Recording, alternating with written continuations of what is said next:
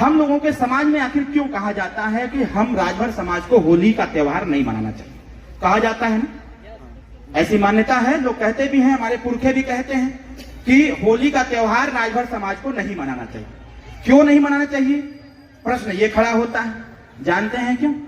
क्योंकि होली के दिन जिस प्रकार से इस देश में एक दिन शस्त्र पूजा होती है, शस्त्र पूजा होती है, जिसके पास तीर तलवार गदा बंदूक तोप जिसके पास होती है वो अपना एक दिन पूजा पाठ करता है। और जिस दिन शस्त्र पूजा होती है उस दिन कोई भी उस शस्त्र का इस्तेमाल नहीं करता है, उस दिन उस शस्त्र का कोई इस्तेमाल नहीं करता है। राजा सुहेलदेव राजभर की मृत्यु के बाद जब लगातार 157 साल तक शासन चलता रहा तो उसी बीच में घटना घटित होती है। जैसे जैसे राजभरों का शासन बढ़ता चला गया, जैसे जैसे लोगों का विस्तार होता चला गया, आगे बढ़ते चले गए, तो बीच बीच के यही के इसी देश के राजाओं ने राजभर शासकों के साथ छल करने का काम किया।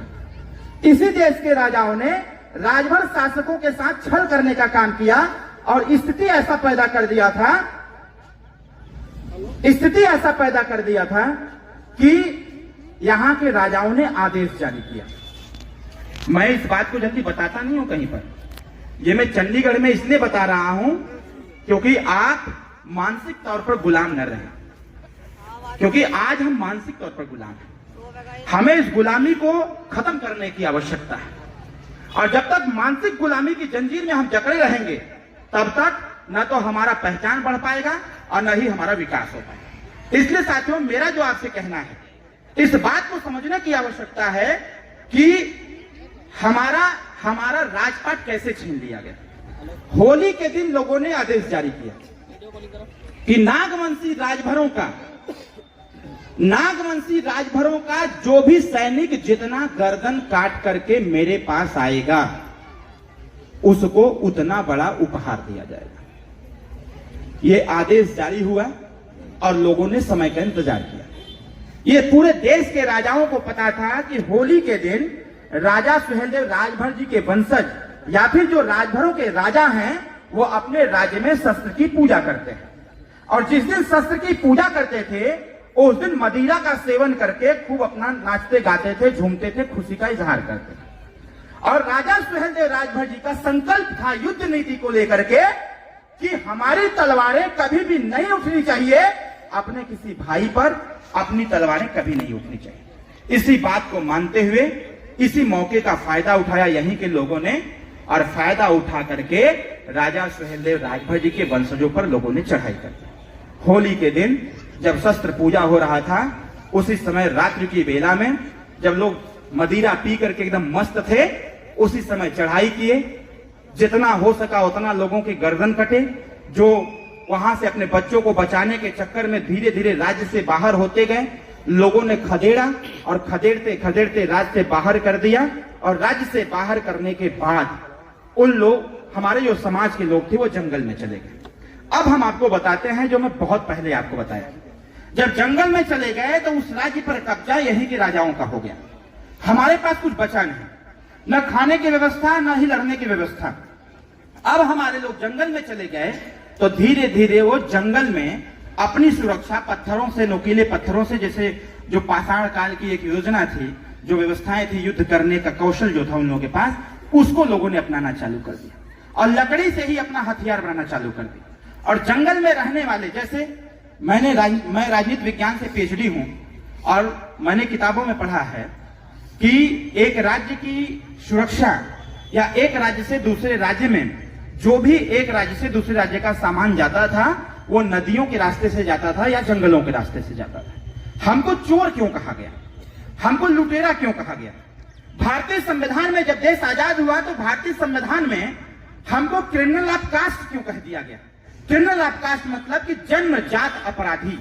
हमको जन्मजात अपराधी क्यों घोषित कर दिया गया? आखिर और लोगों को क्यों नहीं किया गया, हमको ही क्यों कर दिया गया? प्रश्न यहां खड़ा होता है। हमारे लोग जो जंगल में रहते थे वो अपनी बच्चियों की सुरक्षा के लिए, अपनी महिलाओं की सुरक्षा के लिए, अपने परिवार के पालन पोषण के लिए उस जंगल के बीच से जो भी सामान किसी एक राज्य से दूसरे राज्य जाता था, हमारे लोग उसको लूट लिया करते थे। लूटने का मकसद यह नहीं था कि लूट करके हम इसको करेंगे, मकसद बस इतना था कि जंगल में जो मानव जाति के लोग रहते थे, हमारे समाज के लोग रहते थे, उनका परिवार कैसे जिएगा, उनकी रक्षा सुरक्षा कैसे होगी, बस इसके लिए जंगलों में सामान को लूट लिया करते। धीरे धीरे इसकी सूचना राजाओं तक जाती रही। उसके बाद लोगों ने कहा कि जिसका प्रताप इतना ज्यादा हो, ऐसे राजाओं के सामान को कैसे कोई लूट सकता है। गुप्तचरों को लगाया जाता है। गुप्तचरों के माध्यम से सूचना मिलती है राजाओं को कि ये वही लोग हैं जिनको राज्य से बेदखल किया गया, जबरदस्ती उनका राज्य छीन लिया गया। इन्हीं के कुछ लोग बचे हुए हैं जो जंगलों में रह रहे हैं। वो टोली बना के लोग रहा करते थे। अब उसके बाद राजाओं ने निर्णय लिया कि जंगल को चारों तरफ से घेरवा करके पूरे जंगल में आग लगवा दो। राजाओं के निर्देश पर सेना नायकों और सेना के द्वारा उस जंगल को घेर लिया जाता है और घेर करके जंगल में आग लगा दिया जाता है। उसके बावजूद हमारी सेना लड़ करके किसी न किसी प्रकार से उस जंगल से बाहर निकलती है। जो छोटे छोटे बच्चे बच्चियां महिलाएं रहती हैं वो बाहर निकलती हैं और फिर भागती हैं।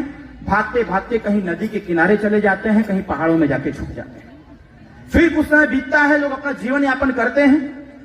उसके बाद समय समय पर जो युद्ध होते थे उसमें राजभर समाज के लोग लड़ते थे, भिड़ते थे, संघर्ष करते थे, अपने राज्य को पुनः स्थापित करने का प्रयास भी करते थे। तो इस प्रयास को देखते हुए यही के राजाओं ने फिर योजना बनाया कि आखिर ये कौन लोग हैं जो अपने राज्य का विस्तार, छोटे छोटे राज्य का विस्तार कर रहे हैं। फिर उन लोगों को पता चलता है कि ये वही लोग हैं जिन लोगों ने विदेशी आक्रांताओं को चटनी बना दिया था, जिन लोगों ने इस देश पर 157 साल तक शासन किया। फिर लोगों ने योजना बनाया और खोज खोज करके राजभर समाज के जो सैनिक थे, जो लोग थे, उनको फिर से मारना चालू किया। साथियों, उसके बाद का समय फिर आता है जब ये लोग फिर आक्रमण कर दिए। तो जो लोग सीना तान करके उनसे युद्ध किए और उनकी सेना को मारे, जिन लोगों ने युद्ध किया, आज वो अपने आप को राजभर कहते हैं। और जिन लोगों ने अपने बच्चों की प्राण को बचाने के लिए, जिन लोगों ने अपने प्राण को बचाने के लिए उन यहीं के राजाओं की बात को स्वीकार कर लिया, उन लोगों ने अपनी जाति ही बदल दी। आज साथियों, मैं उत्तर प्रदेश में हूं, पूरे प्रदेश में मैं घूमता हूं, जहां जाता हूं वहां जिस भी जाति के लोग मिलते हैं, जब उनका इतिहास पूछा जाता है उनसे, तो वो कहते हैं कि हम भी नागवंशी राजभर ही हैं। हम लोग विश्व हेरिटेज को ही मानते हैं। लेकिन क्यों हम लोग राजभर नहीं लिखते, हम किसी अन्य जाति का टाइटल लिखते हैं, तब उनको बताते हैं कि यही स्थिति थी, इसलिए ऐसा हुआ।